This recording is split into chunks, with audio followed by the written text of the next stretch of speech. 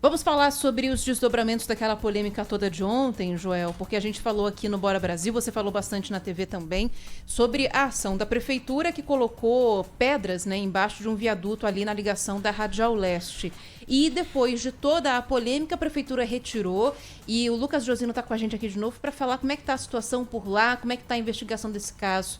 Tudo bem com você, Josino? Uma Boa tarde. coisa absurda que chamou a atenção de todo mundo e não seria para menos.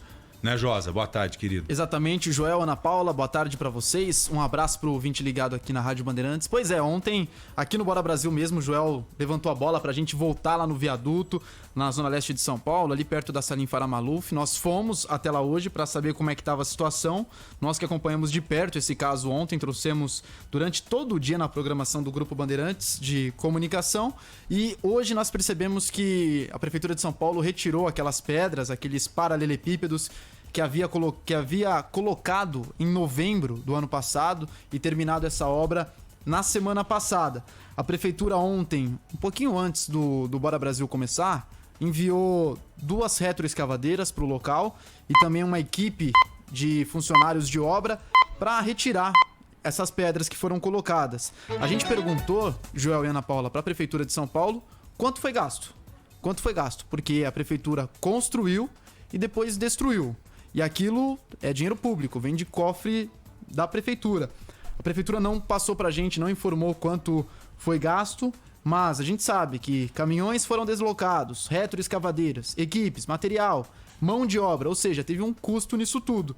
E um custo dobrado uma vez que eles colocaram e depois retiraram essas pedras, não só naquele viaduto onde a gente estava, mas em alguns outros também na zona leste de São Paulo. A prefeitura reforçou pra gente que o responsável por coordenar essa obra e ordenar essa construção, ele foi exonerado. Esse responsável, ele era um funcionário da Secretaria das Subprefeituras de São Paulo, não está mais ligado ao quadro de funcionários da prefeitura. E além disso, a administração municipal também nos disse que isso foi um caso isolado e que não faz parte da política de zeladoria da atual gestão. Mas fora isso, o que chamou a atenção, Joel e Ana Paula, é que ontem, antes da prefeitura, quem chegou lá foi o padre Júlio Lancelotti. Padre que ele tem um trabalho já há décadas aqui em São Paulo com pessoas em situação de rua, inclusive durante a pandemia ele trabalhou bastante com essas pessoas, deu abrigo, alimento, ajudou de uma forma a entregar máscara, a também ajudar com comida, com algumas outras coisas, né, Joel? Isso ficou bastante evidente pra gente. Ele foi lá ontem, ele que tem esse trabalho com as pessoas em situação de rua. Inclusive, quem tá nos acompanhando agora pelas redes sociais, e depois também convido o nosso ouvinte que tá no carro a assistir, o padre chegando lá com uma marreta, né? E quebrando as pedras, derrubando tudo à mão, como a gente costuma dizer. Ele foi lá então, depois a prefeitura foi e acabou derrubando essas pedras. A gente conversou com o padre Júlio Lancelotti, que deu uma declaração forte pra gente. Eu enxergo primeiro, a impressão que eu tive ao ver é dolorosa de um campo de concentração. É muito parecido com as entradas dos campos de concentração. É uma política necrófila, higienista e desumana. E é um desperdício de dinheiro público. Pois é, por outro lado, a gente tem que dizer aqui na Rádio Bandeirantes também que a prefeitura disponibiliza 23 mil vagas em centros de acolhimento para pessoas em situação de rua, espalhados esses centros por todos os cantos da cidade de São Paulo. Além disso, segundo o último censo da capital, são 24 mil pessoas que moram nas ruas, sendo 2 mil delas embaixo de viadutos da capital, Joel. Se desse para construir um abrigo que fosse com esse dinheiro que foi desperdiçado aí, já estaria valendo. Agora, me surpreende que essas pessoas que agem dessa forma, elas não pensam no próximo. Ao invés de pensar em colocar uma política pública habitacional legal para trabalhar e levantar algumas moradias simples para essas pessoas, ou simplesmente criar mais pontos de abrigo para tentar acolher essas pessoas, não. Acham que é mais fácil você ir na consequência e não no problema. Sabe? Porque quando você vai para debaixo da ponte colocar pedra para evitar que o morador de rua procure aquele local como abrigo, você está agindo na consequência do problema e não na origem do problema. É mais ou menos como se você tivesse infectado por alguma bactéria. Você já teve infecção alguma vez na vida, né, Josino? Aí você foi no médico e ele falou, não, você está com uma bactéria, você está com secreção. Então eu vou te receitar um antibiótico. O antibiótico ele vai o quê? Na origem do problema, ele vai lá e mata a bactéria. Seria a mesma coisa que você chegar nesse doutor e ele te dá um analgésico. Fala, não, você está com dor de cabeça e tal, eu vou te dar um analgésico para melhorar a sua dor de cabeça. Enquanto a dor de cabeça é a consequência da infecção. Exato. Não é?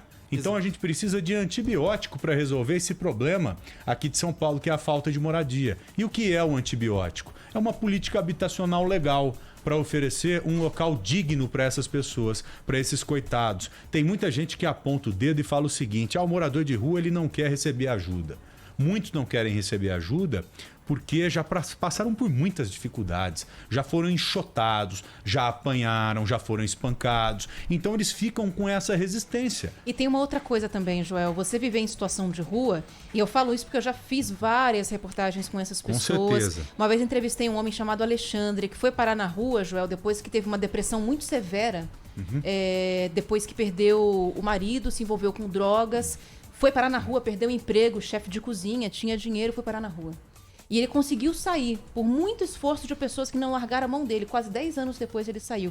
E ele fala, Ana, até hoje eu tenho um pesadelo à noite, quando eu acordo na cama, achando que tem rato passando em cima do meu pé. Eu tenho a sensação do rato em cima do meu pé.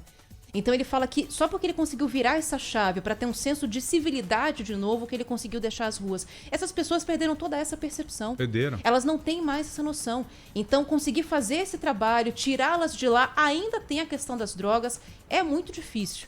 Não dá pra gente tratar o problema, primeiro, como se ele não existisse, e segundo, colocando nas costas do morador de rua a responsabilidade para tirá-lo de lá. Exatamente. Deve acontecer tudo menos o que vimos ontem. Tudo menos aquilo que vimos ontem e que, felizmente, foi rechaçado pela imprensa inteira. Não só pelo Grupo Bandeirantes de Comunicação, mas eu tive notícia que os outros veículos também apoiaram, também abraçaram essa causa. E eu... acho difícil uma decisão como essa ter sido tomada por várias mãos, sabe? Que ela tenha sido decidida em várias mãos, com 10 pessoas, 20 pessoas, meia dúzia de pessoas. Eu quero acreditar que realmente a decisão foi de uma pessoa, de um canalha. Um canalha que tem casa para morar, um canalha que tem cama para dormir e não sabe o que é viver na rua. Eu não quero acreditar que mais pessoas participaram desse absurdo, mesmo sabendo que não dá para duvidar de jeito nenhum do ser humano para a capacidade do mal que ele tem, infelizmente. E só mandar um abraço aqui para o nosso ouvinte. A gente lê as mensagens, todos os comentários. E o Aníbal, ele mandou uma mensagem para cá no nosso YouTube, falando algo que muita gente fala. Ele diz assim, experimenta ter eles na sua porta. Eu tenho. Eu moro numa região que tem muito morador de rua. Eu moro no centro. Eu abro a minha janela e vejo gente revirando lixo para buscar comida. Não é legal não, você e bom ter... não é. Bom não é. Não é legal Só você que não ter... pode desenvolver essa raiva das pessoas. Exato. Não é legal você ter morador de rua ali, pessoa em situação de rua, na sua casa, na porta da sua casa. É claro que ninguém gosta disso. Mas, gente, nós precisamos fazer alguma coisa para tentar melhorar esse mundo. Para que não tenha mais pessoas sofrendo nas ruas e talvez te desagradando aí. Essa é a realidade, sabe? Isso. Mas você não pode simplesmente falar assim, ó, cai fora daqui, morador de rua. Você é invisível para mim. Não é por aí. Porque se a gente assumir isso, sabe? Porque se a gente assumir que o morador de rua é algo inoportuno pra gente, nós estamos sendo tão ruins como esse cara que agiu metendo pedra lá debaixo do viaduto. Eu concordo com ele que não é legal, não é confortável. Mas ali nós temos vítimas. Nós temos vítimas, pessoas que por algum motivo foram para as ruas. Ah, o cara se drogou e foi parar na rua. Tudo bem, mas ele foi por algum motivo. Então ele tem algum problema. E ele precisa ser ajudado, ele precisa ser amparado. Há pessoas irrecuperáveis? Ah, com certeza. Tem morador de rua que não adianta você tentar com ele, que ele nunca vai sair daquela situação. Tem um morador de rua bandido, que rouba, que mata, que estupra. Mas tem gente boa lá também. Então, por causa dos ruins, você vai esquecer os que são bons? Não é por aí. A gente tem que procurar um mundo melhor, sabe? E não é desse jeito que a gente vai conseguir um mundo melhor, escanteando essas pessoas. Infelizmente, não é por aí. Nós temos que agir, gente. Pelo amor de Deus. Espero que eu tenha conseguido levar o entendimento para você.